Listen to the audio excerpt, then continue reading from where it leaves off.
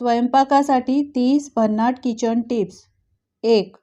Tomato फ्रीजमध्ये न ठेवता बास्केट किंवा काचेच्या भांड्यात हवेशीर जागेवर ठेवावे. फ्रीजमध्ये ठेवल्याने टोमॅटोचा स्वाद बिघडतो. 2. साबुदाण्याची खिचडी करताना मिरच्यांचे तुकडे न घालता मिरचीचा ठेचा घालावा. यामुळे मिरचीचा तुकडा दाताखाली येण्याचा धोका कमी होतो. त्याचप्रमाणे खिचडीला एकसारखा तिखटपणा मिळतो. 3. पालकाच्या भाजीत पुदिन्याची पाने घालून वर लिंबू पिळल्यास भाजीचा स्वाद वाढतो.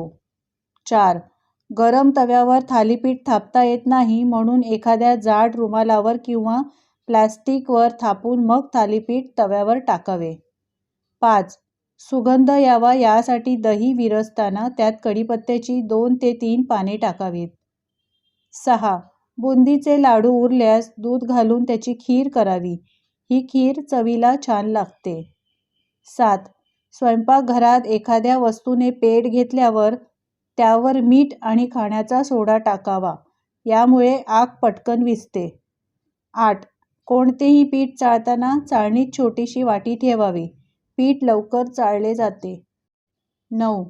आले स्वच्छ करून फ्रीजरमध्ये ठेवल्यास अधिक काळ टिकते. तसेच सहज चिरता व किसता येते. 10. अंडे उकडण्यापूर्वी पिनने त्याच्या कवचावर अगदी लहानसे छिद्र करा.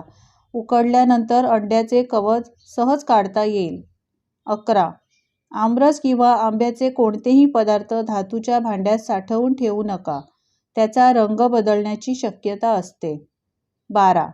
आले लसूण मिरचीची पेस्ट अधिक काळ टिकून राहावी यासाठी त्यात मिठासोबत 1 चमचा गरम तेल घालून चांगले एकत्र करा. पेस्ट खराब होत नाही. 13. बदामाची साले सहज निघावीत यासाठी 15 ते 20 मिनिटे बदाम गरम पाण्यात भिजवून ठेवा. 14. बटाटे आणि कांदे एकत्र ठेवल्यास बटाटे लवकर खराब होतात. 15. पावभाजी करताना त्यामध्ये थोडेसे बीट किसून घालावे. यामुळे पावभाजीला रंग छान येतो.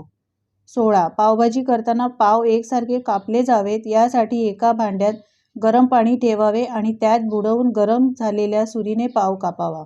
यामुळे पाव चांगले कापले जातात. 17. फरसबी, मटारचे दाणे, भोपळी, मिरची इत्यादी भाज्या शिजवताना आधी हळद, मीठ घातलेल्या पाण्यात भाज्या शिजवाव्यात. यामुळे रंग हिरवागार राहतो.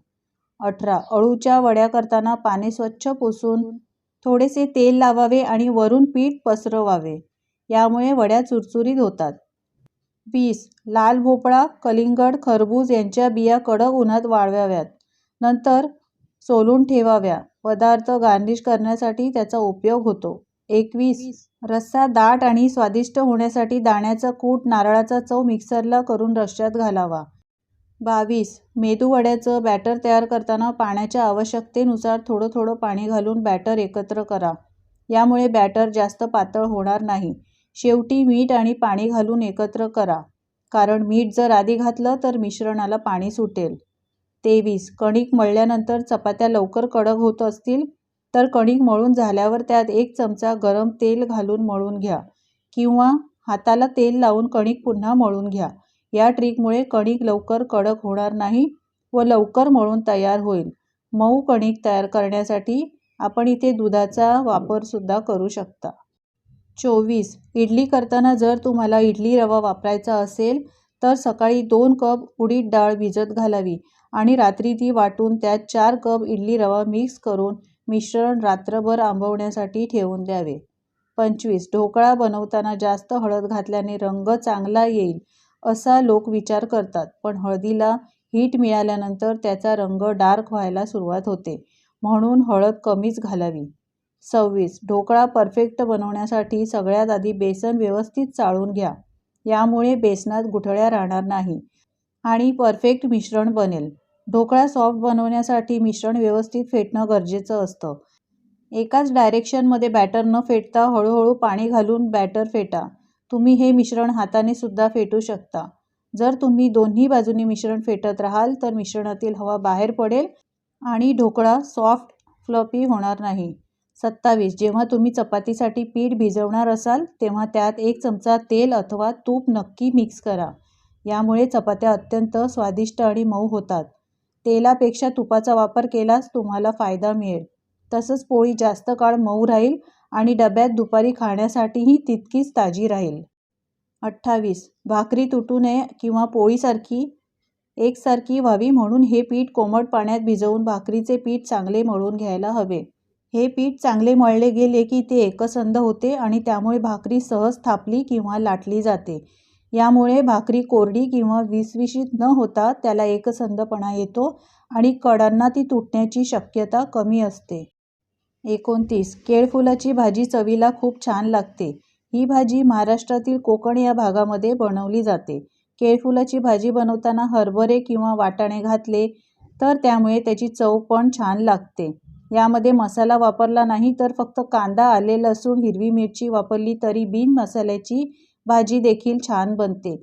केळफुलाची भाजी गरम गरम चपाती अथवा भाकरीबरोबर चांगली लागते. 30. तुम्हाला कोबीची भाजी अधिक चविष्ट किंवा पौष्टिक बनवायची असेल तर त्यात तुम्ही मूग डाळ किंवा चणा डाळ घालू शकता. याने तुमच्या पोटात फायबर, विटॅमिन्स, मिनरल्स व अँटीऑक्सिडंट्स बरोबर डाळीत असलेले प्रोटीन देखील जातील. याचबरोबर भाजी देखील रुचकर होते. तर मित्रमैत्रिणींनो आणि गृहिणींनो, या टिप्स तुम्हाला कशा वाटल्या कमेंट्स करून सांगायला विसरू नका. टिप्स जर आवडल्या असतील तर लाईक करा, शेअर करा आणि अशाच नवीन टिप्स पाहण्यासाठी चॅनलला सबस्क्राईब करा. धन्यवाद.